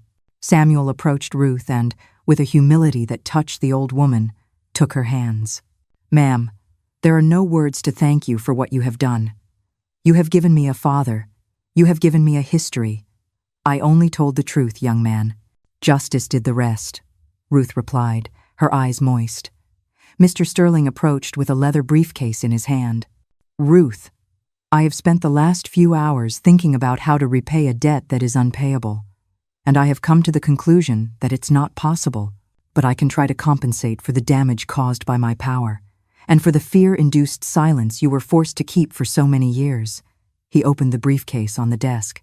This, he said, taking out a stack of documents tied with a ribbon, is the deed to a property. It was the first house my wife Estella and I bought. It has a lovely garden. It is now yours. He took out another document. This is the establishment of a trust fund in your name.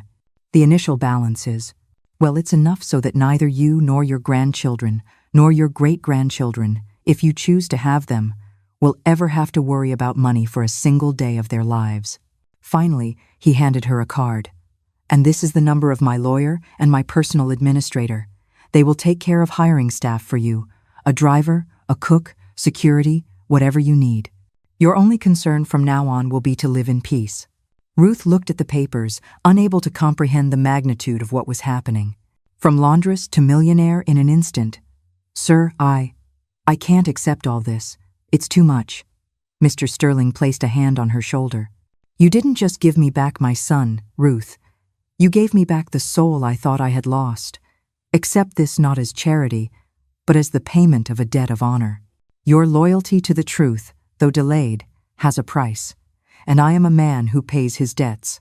That afternoon, a chauffeured car took Ruth to her new home. It was a mansion in a tree-lined neighborhood, surrounded by a garden full of flowers.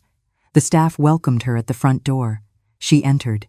The foyer was larger than the entire tenement building where she had lived. She walked through the silent rooms, touching the fine wood furniture, the silk curtains, the walls adorned with works of art. She didn't cry, she didn't laugh. She was in a state of serene wonder. She went into the kitchen, a huge space with stainless steel appliances that gleamed under the light. She ignored all the luxury, looked for a small teapot, filled it with water, and put it on the stove. While she waited for the water to boil, she looked out the window at the garden. A hummingbird was feeding on a red flower. For the first time in her life, Ruth felt at peace. She was no longer a victim. She was no longer the mother of a traitor. She was Mrs. Ruth, and her new life, a life she had never dared to dream of, was just beginning. The scandal erupted like an atomic bomb in the heart of high society. Mr. Edward Sterling, a man who had always controlled his image with surgical precision, decided this time not to hide anything. He called a press conference in the ballroom of a luxury hotel, an event that paralyzed the worlds of business and entertainment. At his side on the podium was Samuel Miller, his son, dressed in a simple but elegant suit, visibly uncomfortable under the hundreds of camera flashes. Mr. Sterling, with a chilling calm, told the whole story. The night of the fire, the nurse's mistake, the 44 years of deception. He omitted no detail. And then he spoke of Ruth. All of this has come to light, thanks to the courage and integrity of an extraordinary woman, he said, his voice echoing in the hall. A humble woman, a tireless worker, Mrs. Ruth, whom life and fear forced into silence, but whose love for the truth finally triumphed. She is the true hero of this story. The news spread like wildfire. News channels interrupted their programming. News websites crashed. The next morning, every newspaper in the country had the same front-page story: the false Heir, the incredible story behind the sterling fortune, from laundress to hero, the woman who changed an empire. In their apartment, Ethan and Scarlett watched the press conference on television, paralyzed. "It can't be. It can't be," Ethan repeated, pale as a ghost. Scarlett, on the other hand, processed the information with predatory speed. Her eyes shone, not with shock, but with greed. "Your mother, Ethan. Your mother is a millionaire, Mr. Sterling is going to shower her with money. She's a hero. And you humiliated her, you idiot," she shouted, hitting him on the arm. "You have to call her now. Go find her. Get on your knees. Kiss her feet. Fix this. Ask for forgiveness. We could have been rich. Forgiveness? You think she's going to forgive me?" Ethan said, the magnitude of his mistake finally crashing down on him like a tombstone. "Well, you have to try. She's your mother. She has to forgive you." But it was already too late. The damage was done, and the consequences were just beginning. The next day, when Ethan arrived at his office, the atmosphere was icy. People stopped talking when he walked by. The looks were of contempt, of mockery. The story of how he had treated his now famous mother at the party had spread like wildfire. Mid-morning, his boss's secretary, Mr. Thompson's, called him. "Mr. Thompson wants to see you in his office. Immediately." Ethan entered the office, his heart in his throat. Mr. Thompson was standing by the window. On his office TV, they were replaying a segment about the hero, Ruth, Ramirez, the director said without turning. Did you see the news? Yes, sir. It's a shock for everyone. Mr. Thompson turned and looked at him with infinite disgust. A shock? To me, it seems like a disgrace. A disgrace that an employee of mine, a manager at this company, treated that woman, that saint, the way you did, and worst of all, at my house, in front of my partners. Do you know how that looks? Do you know the damage it does to this company's reputation? Sir, it was a misunderstanding. I was under a lot of pressure. Save your pathetic excuses. This company's name is now indirectly associated with you, the man who pushed and denied his own mother, and that woman is now the protégé of Edward Sterling. Do you understand the gravity of the situation? Our relationship with Sterling Enterprises is at risk because of your stupidity. I can fix it, sir. I swear. I'll talk to my mother. You're not going to talk to anyone. You're fired, Mr. Thompson sentenced. Get your personal belongings from your desk. Security will escort you out. I don't want to see your face in this building ever again.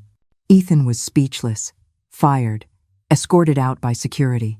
The same humiliation, the same fate he had imposed on his mother. The irony was so cruel it seemed like a macabre joke. The same humiliation, the same public shame he forced upon his own mother now comes back to him. The world he worshipped, the world of appearances and status, has turned on him with the same cold indifference he showed to the woman who gave him life. And this, we will soon see, is only the beginning of his fall. He arrived home defeated, only to find the door open, and Scarlett carrying out the last of her suitcases. What? What are you doing? He asked, though he already knew the answer. What do you think I'm doing? I'm leaving, she replied without looking at him. Did you think I was going to stick around with a failure? With the laughingstock of the whole country? I married a rising manager, not the unemployed son of a laundress. But that laundress is a millionaire now. We can. You can't do anything, she interrupted, laughing bitterly. She will never forgive you, and I'm not going down with you. You can stay here with your debts and your shame.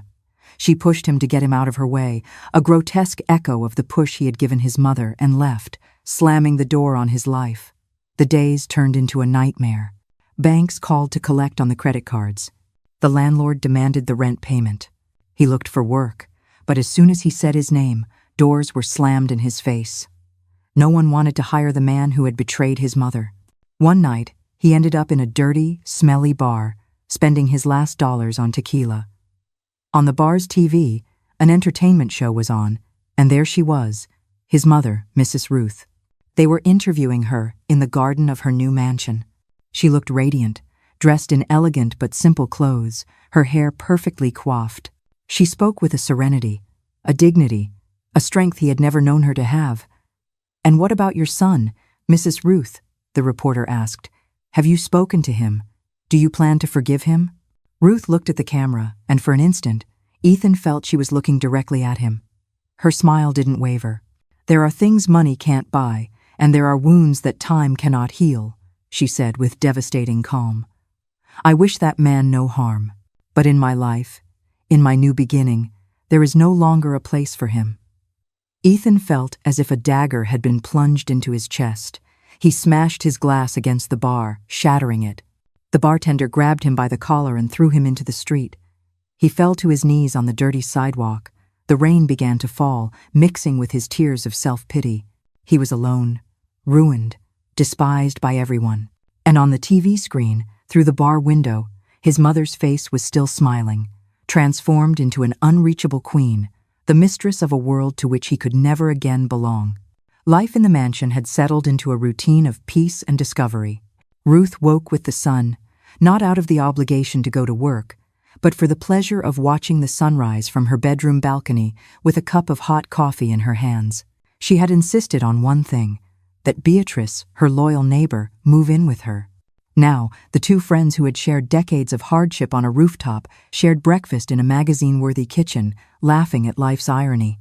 Ruth was learning to be rich, with the same dignity with which she had been poor.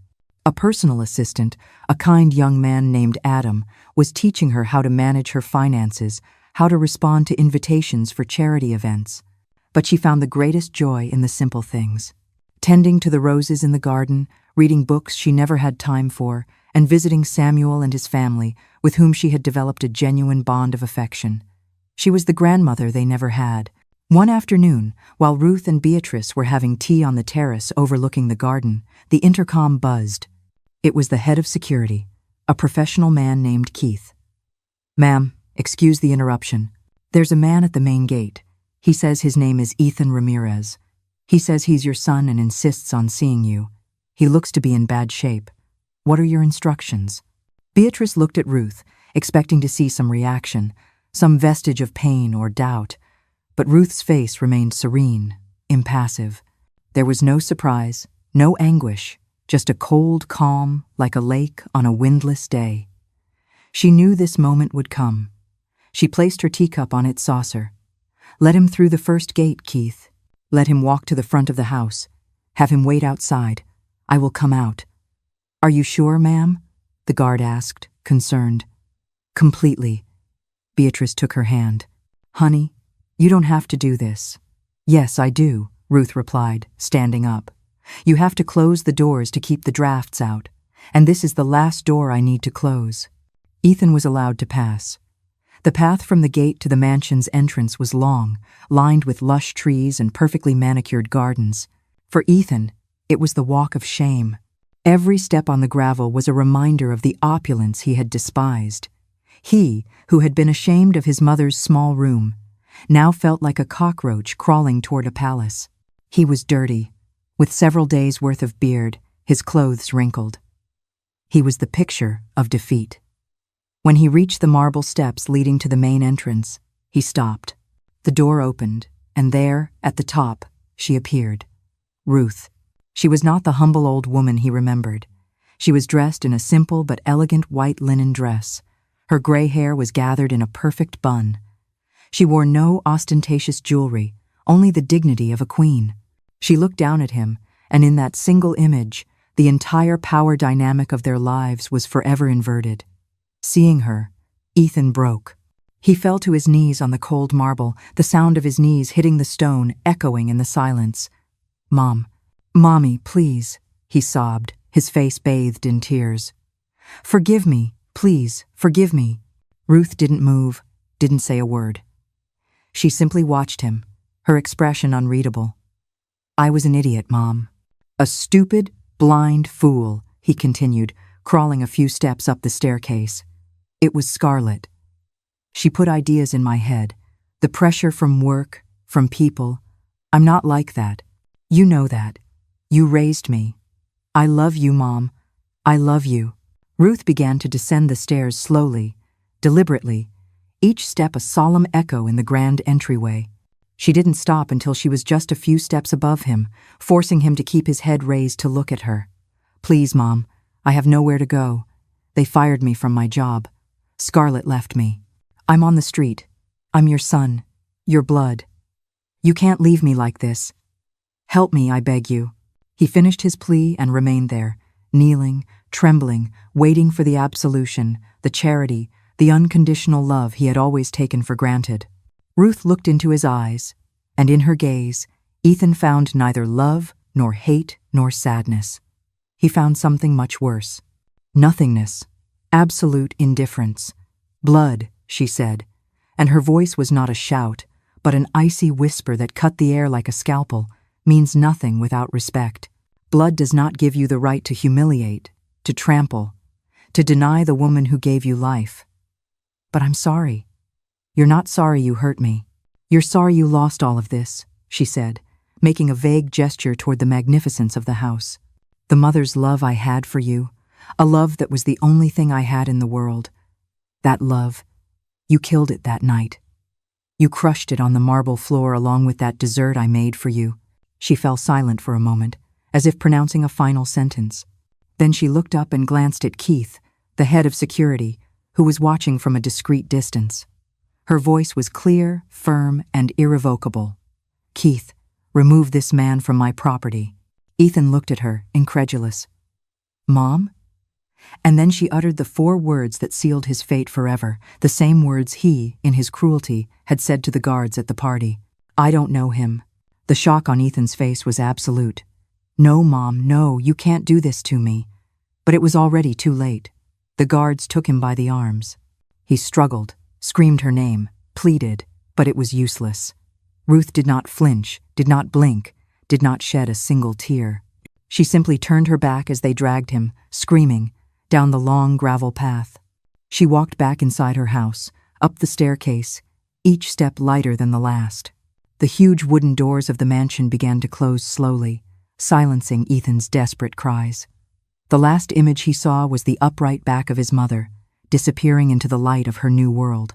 The doors closed with a final, dull thud.